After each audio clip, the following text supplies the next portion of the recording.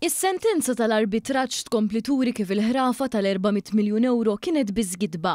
Dan ħareġ biċ-ċar waqt dibattitu l-ħadd filgħodu fil-programm Ħadd l-Aħbar fuq l-Istazzjon Nazzjonali fejn ġiet diskussa deċiżjoni finali tal-arbitraġġ tal-Kamra tal-Kummerċ Internazzjonali ta' Malta kontra Stewart Healthcare. Fil-fatt waqt il-programm l-avukat Robert Musumeci sostna li dawn l-400 miljun li fuqha bena kampanja giddiba l-Partit Nazzjonalista għal numru ta' snin huma parti mid-900 miljun euro li ħallas il-Gvern għas-servizz li ta' Stewart Healthcare fl-isptarijiet u għalhekk li għal kull flus li ħallas il-Gvern Malti ġie provdut f'servizz bħal operazzjonijiet, kura u ħlas ta' pagi.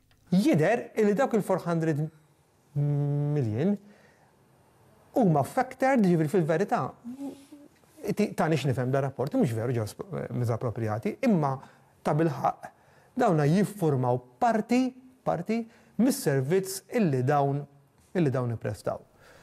Waqt l-istess programm l-avukat Malcolm Mifsud magħruf għall-qrubija tiegħu mal-Partit Nazzjonalista għal l-Istat ħeba xi xhieda waqt li kien għaddej bl-arbitraġġ internazzjonali. Dawn żammew lura dawk li kienu qed jaħdmu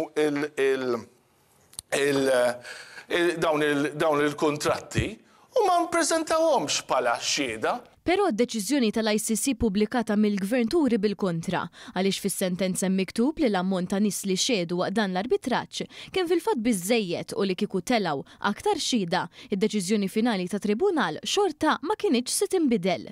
L-avukat Mifsud qal ukoll li l-Gvern ma franka xejn mill-kuntratti. Kien li aħna iffrankajna 63 miljun. Mifsud qal dan minkejja id-deċiżjoni ta' tribunal tixed bl-iswed fuq l-abjad li kieku ma sarx il-kuntratt ma' Vitals Global Healthcare u sussegwentament ma' Stewart Healthcare. L-Istat Malti kien ikollu joħroġ 63 miljun euro aktar biex jipprovdi tali servizzi lill-pazjenti fl-Isptar Mater Dei.